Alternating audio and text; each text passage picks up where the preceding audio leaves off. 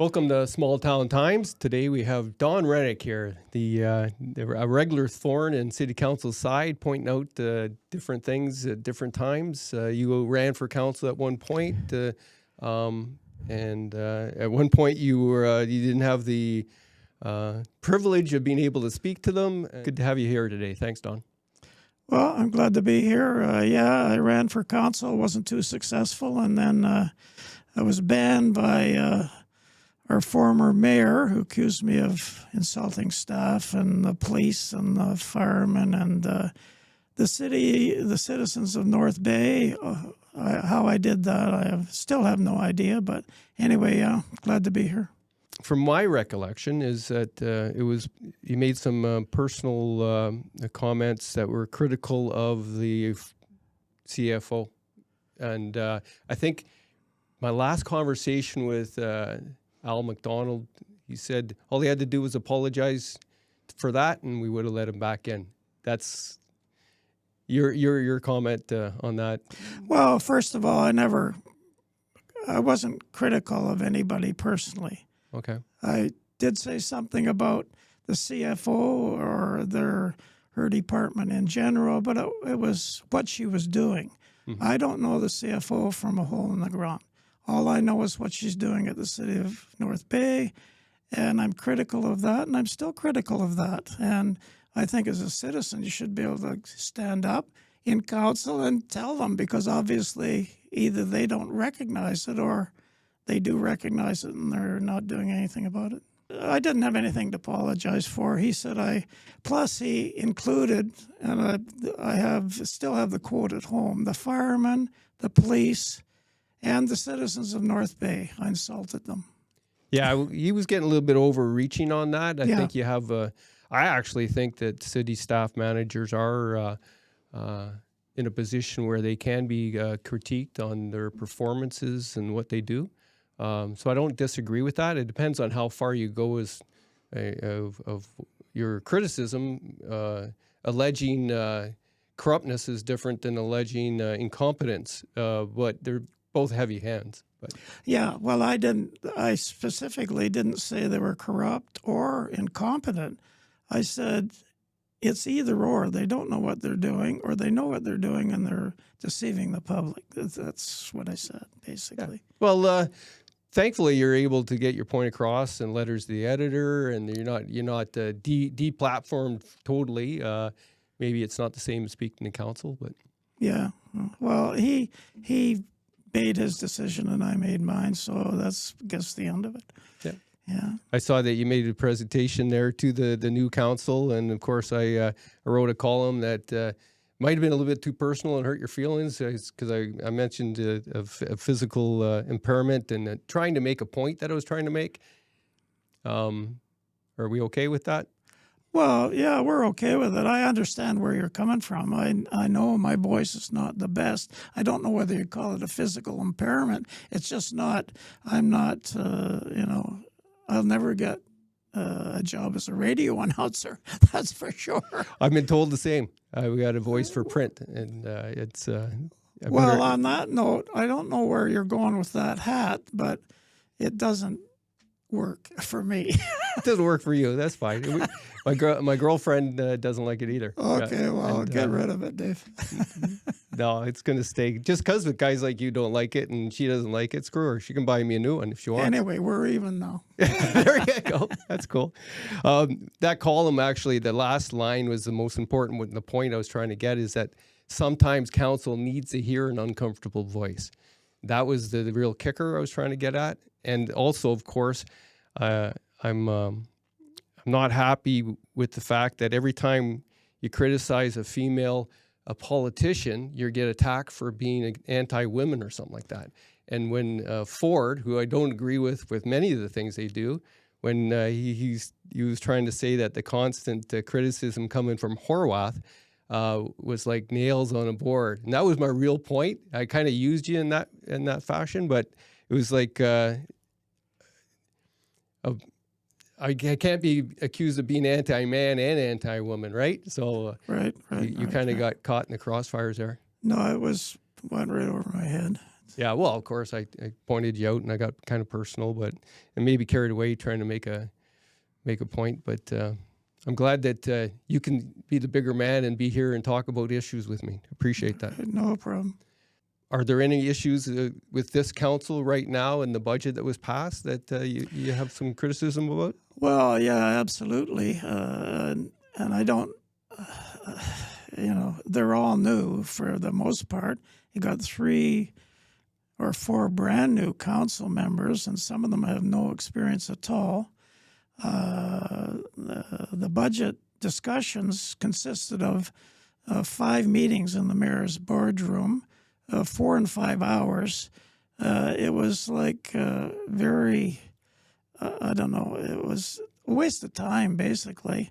They never, the staff presented a budget. The council in those 20 or 25 hours didn't change basically anything. All they did was take $890,000 in reserves to bring the tax levy down to what we have now. And previous to that, they did the same thing with the water budget. They used $390,000 of reserves to bring the budget down to what it is. And taxpayers would have been just as well served if they had thrown darts at a board to establish what the tax levy was going to be. Very lack of professionalism. You have to give them some leeway, because with all the I's to be dotted and T's to be crossed, staff has them backed into a corner, and they, I can understand if they're in that position. They're new. There's 20 people sitting around the table. These are all highly paid city employees. And they aren't sure about what they're doing. So they're not going to speak up because they just don't have the tools yet. So the jury's still out. Yeah, so sort of a pass on this first one. Yeah, but it's unfortunate because it was a very expensive pass. Oh, for sure. There's going to be implications going forward when you use so much to bandage over a budget with reserves like that, to that extent, for sure, right? That's right. And then just the other night, the water budget is $471,000 deficit from last year, and they're going to use reserves for that. This reserve business is just way out of hand, way out of hand. And I think in one of my conversations, I think it was with former councillor Dave Mendocino, he mentioned and reminded me of DSAB's use of like 1.6 in reserves or something like that. Is that what they did? Yeah, so that's a huge implication, because the city, of course, is one of the biggest contributors to that budget as well, municipally. Yeah.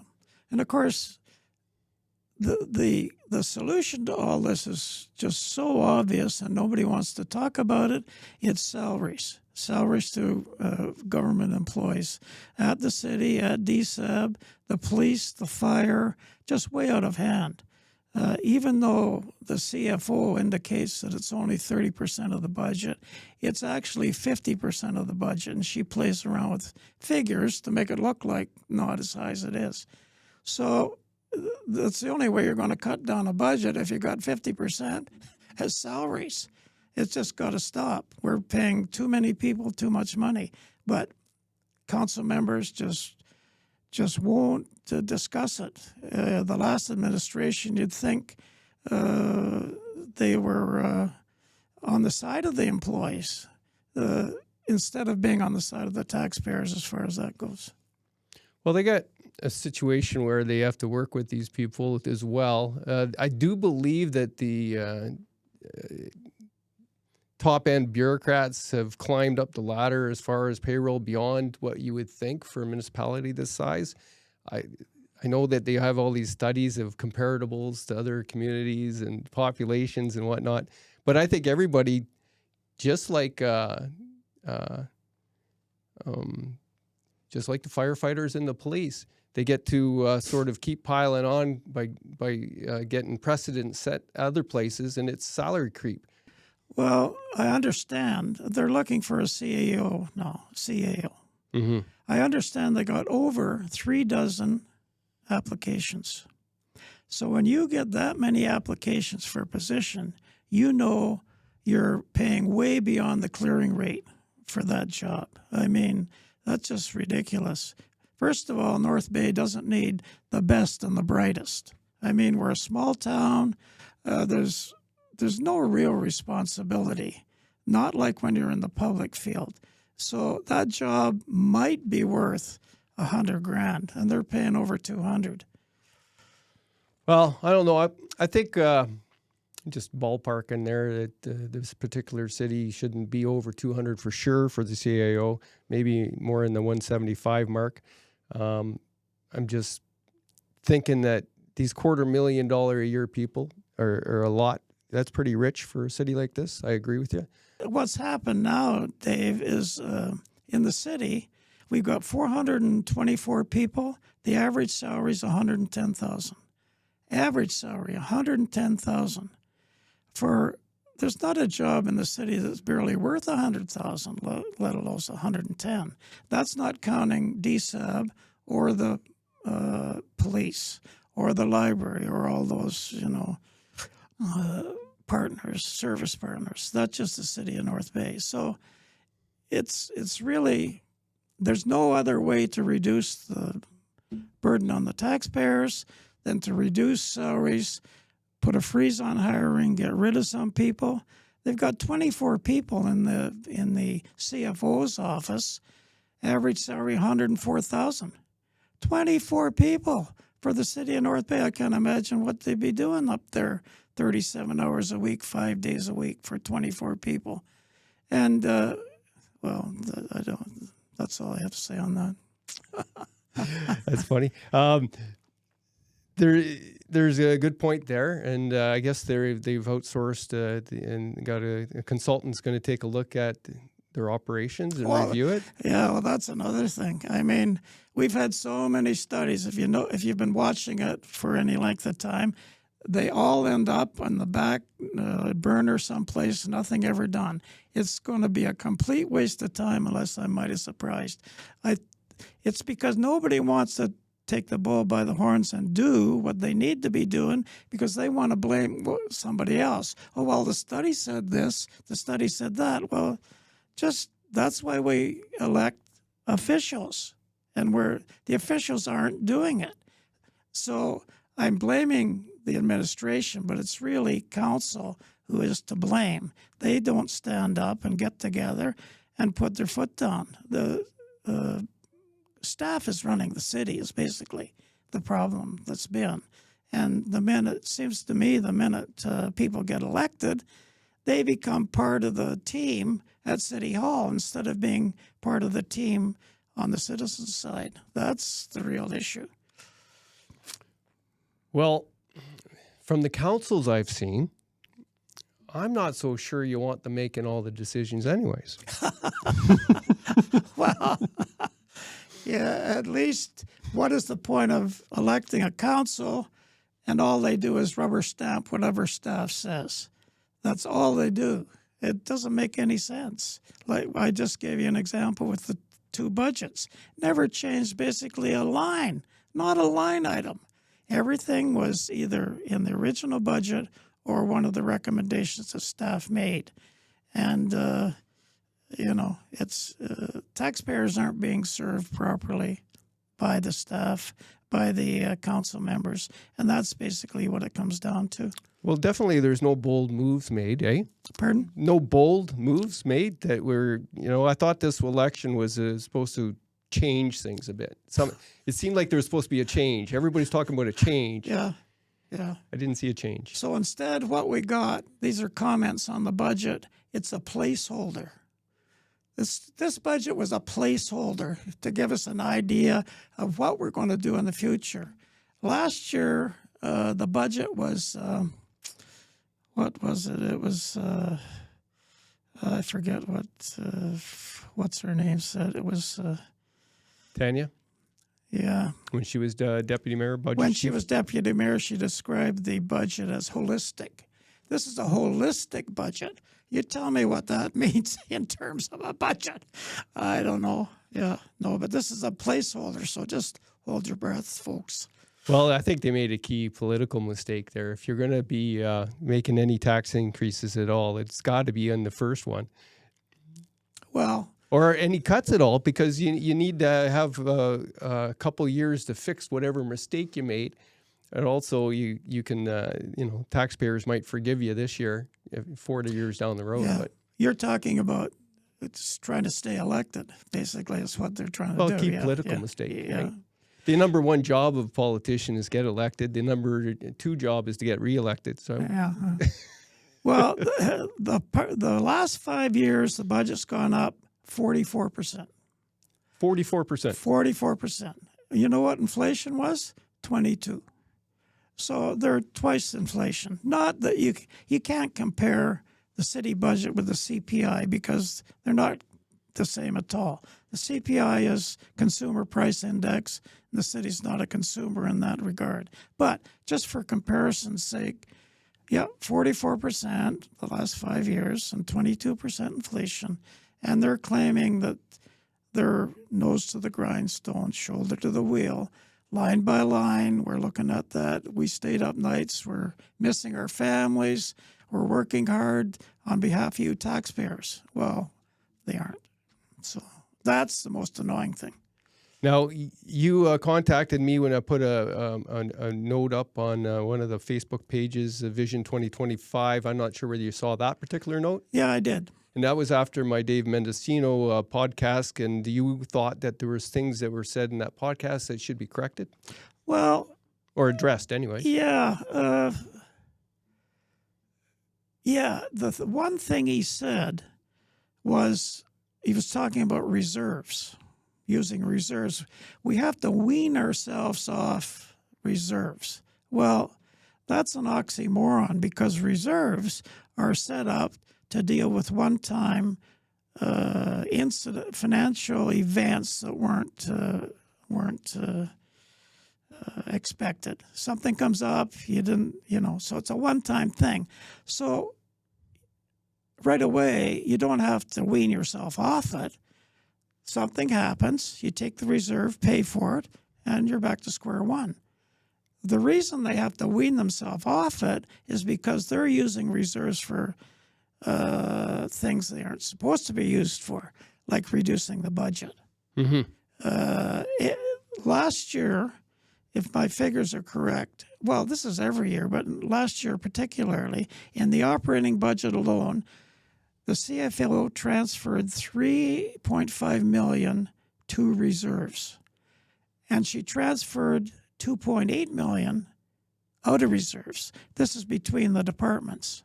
So she's just playing around with these reserves and not being used for what they are, even though if you read the reports that they put out and they talk about reserves, they say what a reserve is for. One-time unexpected events to get it, so there's no bump in the taxes to try and control taxes. And then they're doing the opposite. So that's the thing that I noticed from Mendocino's. He was talking about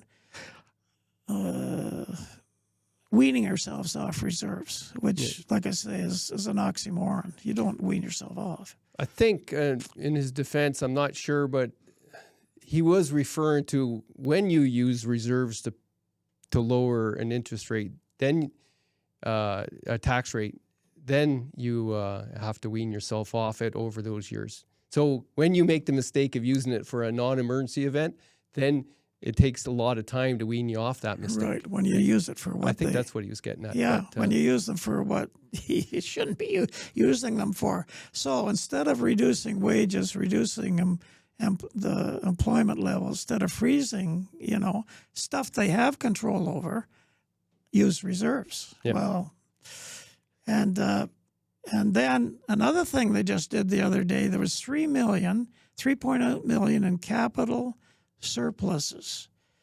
Capital projects that had surpluses totaled $3.8 million. They put that all into reserves. Now, that's money that you and I paid. Why don't we get that back? When do we get that back? As soon as they put it in reserves, they've got money to play with. I mean, if you're in charge of a budget, wouldn't you like to have $3.8 million in your back pocket you could, makes your job a lot easier. I call those reserves pre-tax. What? Pre-tax. Pre-tax. Well, Yeah, they pre-tax this, and they just it's a slush fund after that. Basically, it's a slush fund. They're not savings. They're just you're prepaying your taxes. Yeah. And then in their eyes, I believe what they think is that, well, by using the reserves now, we are saving you a tax increase. But it's not supposed to be like that. Yeah, it's not supposed to. They can argue it. Anybody who likes reserves can argue against them, but don't call them reserves. Just call them what they are. They should be called emergency reserves only. Well, yeah. It's good to have those for a city so that you don't get caught, right? But there should be a limit and control on how they're used, just so that the elected officials know that that's just not a slush fund. And the amount of them, the city has $55 million in discretionary reserves. Discretionary, meaning they can use them for what they want. 10 years ago, the figure was 22. So taxpayers have contributed $33 million over the last 10 years that they've squirreled away as reserves. Is that the full amount of reserves, or is that just... I'm going to have to check that. I heard something about that number not being as high as that because they're dedicated to some. Well, I'll check on that. But that seems like a lot of money that's pre-tax. You can check if you like, Dave, but I've been looking at these figures for 10 years. Yeah. They've got, that's just discretionary. They've also got compulsory reserves on top of that. That's more money. I'm not talking about that. I'm talking about stuff that, like the 3.8 capital reserves, or the budget has a surplus. It all goes into reserves. That's $55 million. That's an old figure. I don't know what it is at the end of this year. Probably more. I'll check on that. Wow. That's something they should be watching for sure. I'm not... Were there other things that you've written about lately that you got some response and clarification on, or is there anybody ever tried to correct you on anything? Or nobody has ever seriously debated my issues since I started writing letters. All they do is say, "Oh, there's Rennick complaining again. Can't he say anything nice about the city? Oh, there he is. He's such a complainer." Or there's one guy on the comments who's saying he's the guy that ran Print 3 and that didn't do very well. He owned Print 3 and it went bankrupt. The business has been open for 25 years. It's still running. And here's this idiot running his mouth about how poorly I did at Print 3. So that's the type of comments you get. Yeah. Nobody has actually said, "You're saying this about reserves, and here's where you're wrong." Or you're saying the budget should be discussed once we have the actual figures from last year and compared to last year. Nobody has said, "You're wrong about that, and here's why you're wrong." They never discuss the ideas. They always attack me personally, which is what they say I'm doing with staff, which I'm not. Yeah, it's hard to give anybody constructive criticism or point out information, and when you don't hear anything back, I believe that the city should be actively fact-checking people's comments and letters and responding to them because they're being raised in the public forum. But the current strategy is to just be quiet and ignore it. It'll go away. It's like they might, you might have made a mistake in a little bit of what you said, or I might have made a mistake, not 100%. But they use that as an excuse not to even publicly correct it. And I think they should, because they have that opportunity. Right? You hit the nail on the head, yeah. Right. This could have been, all these things could have been settled years ago. If they said to me, "Look, Rennick, we hear what you're saying and we agree with you, but we're going to do it this way," and, that's it. You may even be right, but we're going to do it this way, and we don't want to give you a reason or whatever. or you're absolutely wrong, and here's why. And I would say, well, sorry, I guess I made a mistake.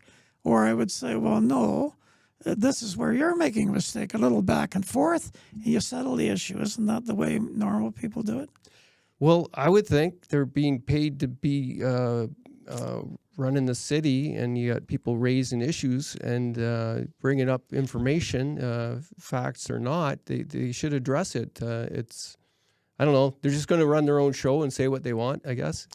If I'm wrong, just prove it to me, and I'll be on my way. Well, I might get them to fact check this interview so that they can have an opportunity, right? And I think it would be a beneficial system to have, right?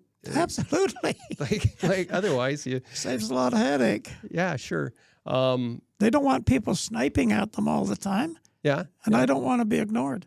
Yeah, so it's kind of a Mexican standoff here if they're just not going to do anything. But yeah. I don't know. I always believe there should be. I believe in active communications, and they're public servants, and they should be accountable for what people bring up as an issue, and they're not. They pick and choose, and pick and choose. Yeah. I have a fairly good relationship with people at the city, and I get to find out information sometimes if I got a question. Sometimes I might say something wrong in a column, and I'll hear through the grapevine a little bit that I got something wrong, and I'm like, I'd rather I wrote columns to have a reaction, not for people to talk in behind and just sort of pretend like I don't know. I think they have a duty to address issues if they're wrong out in the public. Well, as a matter of fact, now that you bring it up, the couple of times I did have something wrong, I was misinterpreted something, they were right on me. Oh, did they? Oh, yeah. Oh, yeah. They told me right away. Mm-hmm. So this tells me that what I'm saying about what they're doing wrong is correct because they don't come back with an answer. They ignore so me. Silence is... Yeah, as an indication of I'm right on, yeah. When were those times that they came at you for things you got wrong? Well, one time I was looking at the budget and I misinterpreted some figures in the salary columns, which indicated that, looked to me like they were misrepresenting the figures. But it turns out they were changing the budget. They were using this line item for something that wasn't actually salaries or was something that they didn't know about at the time. So I was presenting it in the incorrect way. So they weren't doing something as bad as I thought they were.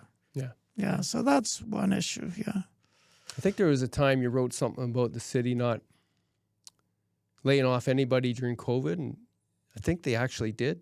Was there an issue there? Did you ever get corrected on that? Or I never got corrected, and the only people they laid off were some part-time students. Nobody missed a paycheck during COVID, not one dime. That was another big issue, but, what are you going to do? That's the way they did it, and that's the way they always do it. Protect the employees, not the taxpayers. Well, my criticism during the COVID as far as the staffing is that they had a lot of staff that they were paying that they could have been used to keep Toboggan Hills open and running properly and stuff like that. Like there was a lot of people on public payroll that weren't doing anything. And the excuse for closing certain things down, parks and whatnot, is we can't secure it, we can't police it. Well, yes, you can. Yeah. Everybody's on the payroll. Yeah. Everybody else is staying home. Like, you're outside. Like, you can. Yeah. You can. Public health had people they could use, but instead it was just easier to just not do anything but still pay the... I saw a little bit of that. Yeah, well, that's... But, I do realize that laying people off is a process, and getting them back on if you need them is another process. There's time involved. And that sometimes strategically to keep them on is better, to have them in reserve. That's probably true to a certain extent, but 425 people being paid for 2 years, and at least 200 of them could have been laid off. Yeah, there's work involved. You got to lay them off, then you got to hire them, and maybe some of them won't come back, and maybe it's a hassle, but that's life. You can't just say, oh well, let's just keep putting the money out there. In my opinion, yeah. I think 200 is a big number, but yeah, I should try to find out exactly who was laid off and whatnot. But I think there could probably have been more. But I just think that they could have been used better if you're paying them. Well, that would be another solution too, I suppose. Yeah. Mm-hmm. There's a lot of. Anyways, it's easy for both of us to sit here and run the city. I guess it's not quite that easy when you're sitting in those chairs. Well, I disagree a little bit there. They make it out like it's rocket science. It's not. It's really not. I mean, it's just dead simple common sense for the most part. There's a lot of rules and regulations that are there that are just there because they're rules and regulations, don't mean anything. The Municipal Act, for example, there's no penalty or enforcement provisions to the Municipal Act. Municipalities don't have to follow any of those rules. Oh, West Nipissing proved that, when they didn't replace that councillor that stepped down over 2 years. There's a hard and fast deadline of 60 days or something like that. You have to do something. Right. And they didn't do anything. And Municipal Affairs was just like, well, we don't want to get in the business of running municipalities. Oh, no. It's not rocket science the way that it's being made out to be. It's just common sense, really. But, somebody might disagree with me there. What's the latest on the hydro? I know your first... Oh, my God, don't start me on that. That's worse than the city. The situation over there is worse than the city. Oh. They're like a little beehive onto their own. Nobody sees inside that. They've got that tied up so tight, and nobody wants to even look at it. We've got 13 managers over there. Average salary, $160,000. There's 50 people at Hydro. 13 of them, their average salary is $160,000. The last time they had the application, they applied for a rate increase. I was an intervener. There was 3 professional interveners. They intervene in a lot of the LDCs on behalf of low-income people, or they represent some people. 3 of them recommended $1.5 million reduction in the budget that Hydro submitted. OEB, in their wisdom, decided that $750,000 reduction was enough. Now, these professional, I recommended $2 million reduction. They recommended $1.5 million. The 3 of them were paid, I think, $96,000. They're paid to be professional interveners, to look at the application, make suggestions to what should be reduced, how much the rate should go up. They all recommended basically the same thing, $1.5 million. And the OEB recommended $750,000. So not only do you have the Hydro basically stealing money from us, you got the OEB, who are supposed to be helping taxpayers, assisting them. It's sort of like council that we've got in town here. They're on the LDC's side. It's really bad. That purchase of Espanola Hydro, that is the most ridiculous thing. Empire building at its finest. I'm still trying to I have an application into the information protection people, freedom of information people. I've had it in for 2 years, trying to get the details they relied on to suggest that was a sensible thing to do, profitable for North Bay Hydro. I still haven't got it. What's the stated reason for doing that, by the way? The stated reason is that the province wants to consolidate all these smaller LDCs, local distribution companies. There used to be, back in 2000 when this big change took place, I think 144 local distribution companies in Ontario. And it slowly got reduced down to where the point now where it's about 70. And they want to reduce it even more, have like a local distribution company handle a big area. So they're trying to get it down to, I don't know, 30.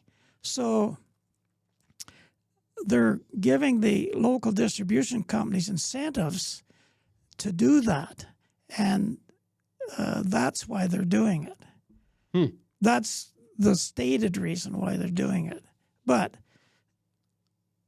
Espanola is between Sudbury and North Bay, and North Bay and Sudbury are now servicing each other.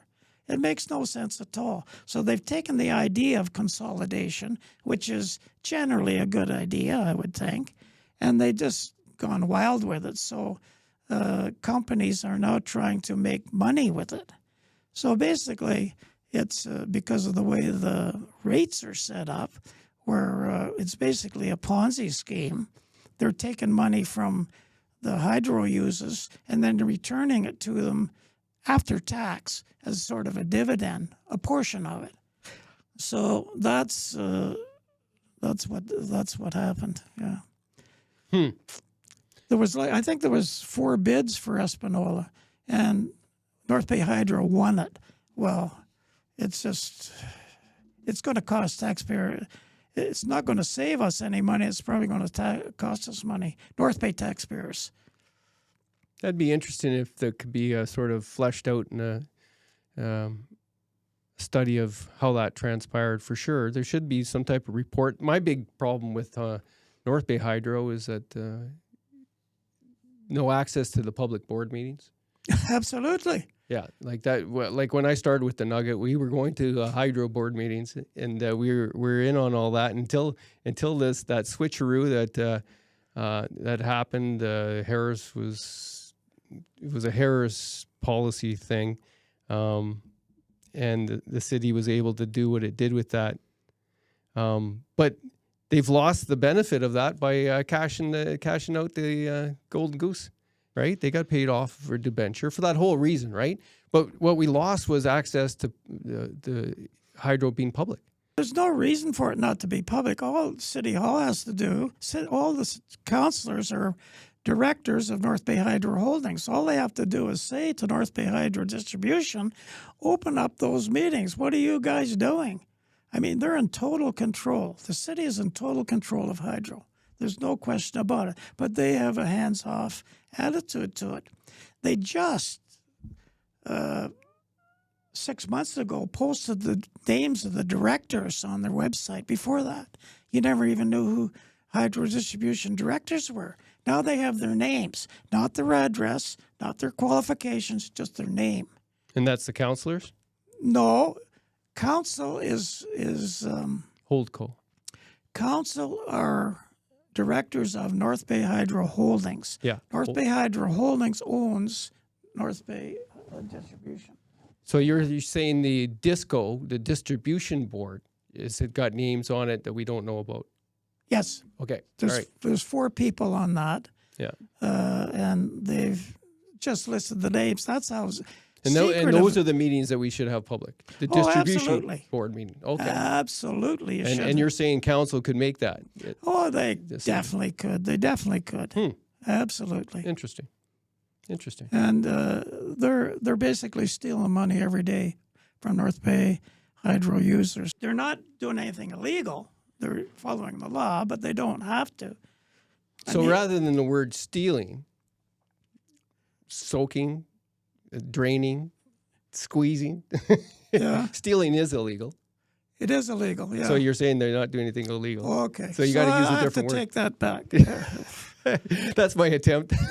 They're taking advantage of they're taking advantage of the North Bay taxpayers, and it's basically a Ponzi scheme. We're supplying the money for them to give us back dividends. Yeah. But in the meantime, they have to pay 30% tax on that. Plus, they don't give us back all the and you'll never see a mention of that on their website. They give you what the cost of power, the cost of delivery. Right. They give you you look on your bills. You'll never see you'll never see dividends. You'll never see a return on equity. You'll never see income tax. They did have income tax on there at one point. I think they took it off. It's not on their bills, but it might be on their website. But anyway, it's they're paying. Basically, what you're saying is that we could have lower hydro rates than we do have.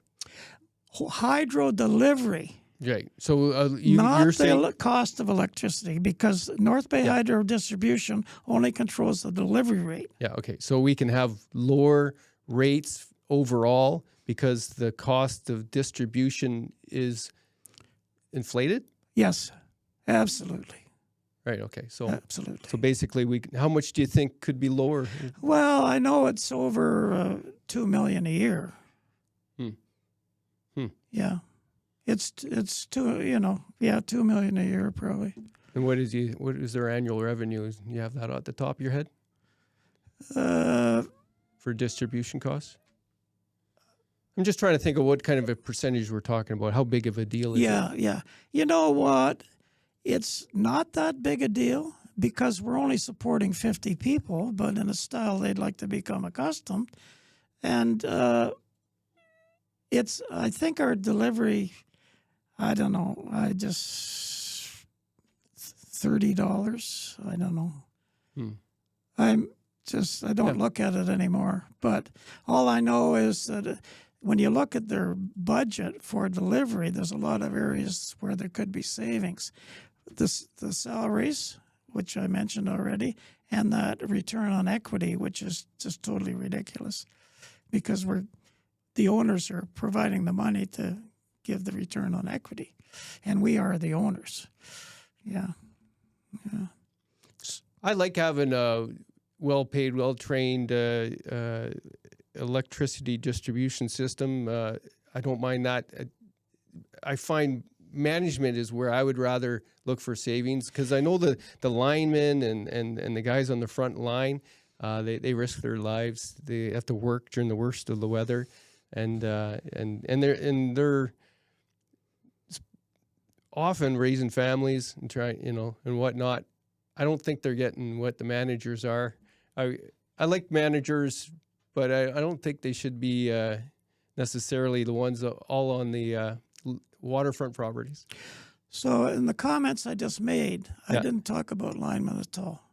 The lineman's salary is about 110 average. Yeah. I'm talking about management. 13 people, $160,000 average salary.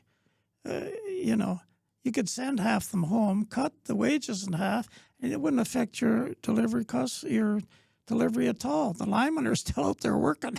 Those are the guys that are doing the work. Yeah. Now, are they worth 109 average? That's a debate you could have.